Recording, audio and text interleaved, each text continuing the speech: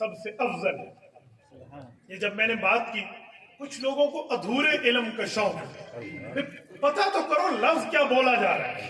میں نے خلافت راشدہ میں تو نہیں کہا، دامادوں میں کہا.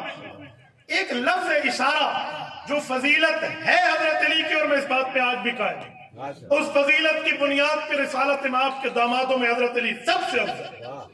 وہ کیا ہے؟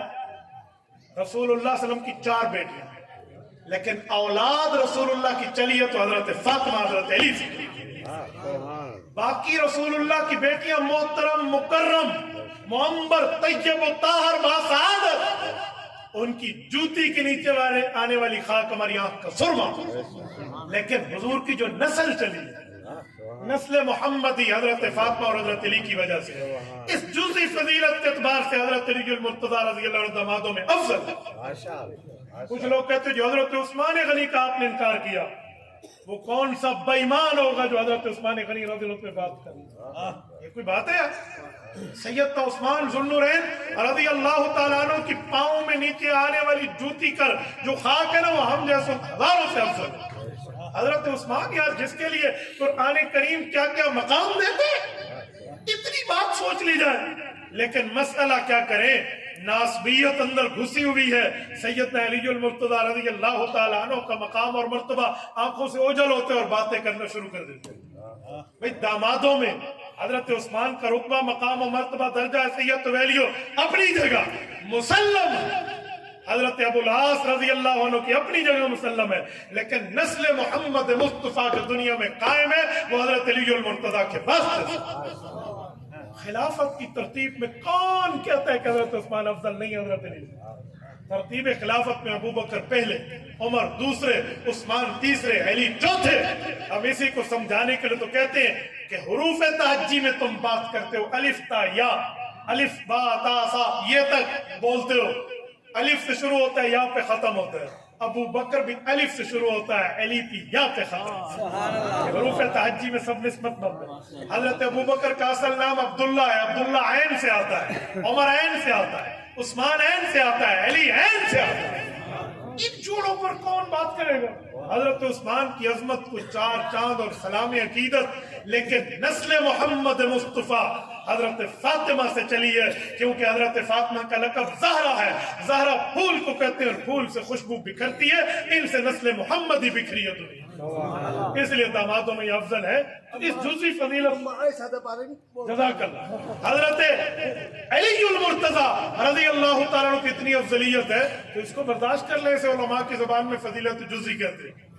رہی حضرت اماں عائشہ رضی اللہ عنہ کی بات، بزرگوں نے بہت اچھا کیا مجھے یاد دلایا، میں اس پر بھی ایک بات کر دوں.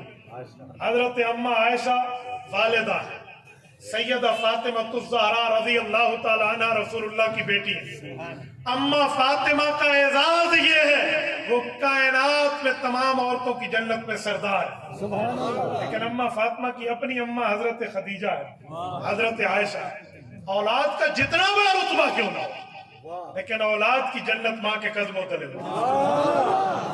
حضرت امام حسن و امام حسین رضی اللہ عنہما جنتی نوجوانوں کے سردار ہیں، اس میں کوئی شک نہیں. ہم حسینی ہم یزیدی نہیں ہیں، لیکن امام حسن امام حسین کی اپنی جنت حضرت فاطمہ کے قدموں تلے. اسی طرح حضرت فاطمہ، حضرت رقیہ، ام کلثوم، حضرت زینب رضی اللہ عنہ پیغمبر کی بیٹیاں ہیں. حضرت خدیجہ، حضرت عائشہ سمیت باقی بیویاں ان کی مائیں ہیں.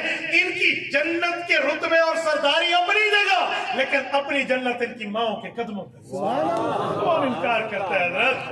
کون انکار کرتا ہے؟ اماں فاطمہ کو بہت بڑا رتبہ ہے. سیدہ فاطمہ الزہرا رضی اللہ تعالی عنہ حیا کی وہ پیکر ہے. آپ ان جیسی بیٹیوں میں حیا کی پیکر پہ رشک کرتے ہمیں نظر آتا ہے. دنیا سلام کرتی ہے. رسالت مآب جن کی آمد پہ کھڑے ہو جائیں، کون ان کے رتبے کا انکار کرے؟ لیکن یہ بات طے ہے، اگر بیوی خاوند کا ہاتھ پکڑ کے جنت جائے گی تو سیدہ فاطمہ الزہرا رضی اللہ عنہ کا بڑا رتبہ، مقام و درجہ. لیکن حضرت علی کا ہاتھ پکڑ کے جنت جائیں گے، اماں عائشہ نبی کا ہاتھ پکڑ کے جزاکم اللہ چاچا جان. میں اس لیے کہتا ہوں گر فرق کے مراتب نکنی زندگی رتبہ ہی ہوتا ہے اور رتبے کو بیان کرنے کا انداز ہے. تبھی میں نے دامادوں پر بات کی ہے. علم تھوڑا ہونے پر یہ جو نکھٹو ہماری کلاسوں سے بھاگ کے بعد میں خود کو محتمم اور مولوی کہتے پھرتے ہیں، جن کو اپنی کلاسوں میں استاد کہتے ہیں تو برکت واسطے پڑھانا ہے، ان جیسے بندے بات کرنے پر پوچھے تو ان کو تو ہماری ایک ہنسی کا جواب ہی کافی ہے. اقول قولی ھذا واستغفر اللہ وآخر دعوانا ان الحمد للہ.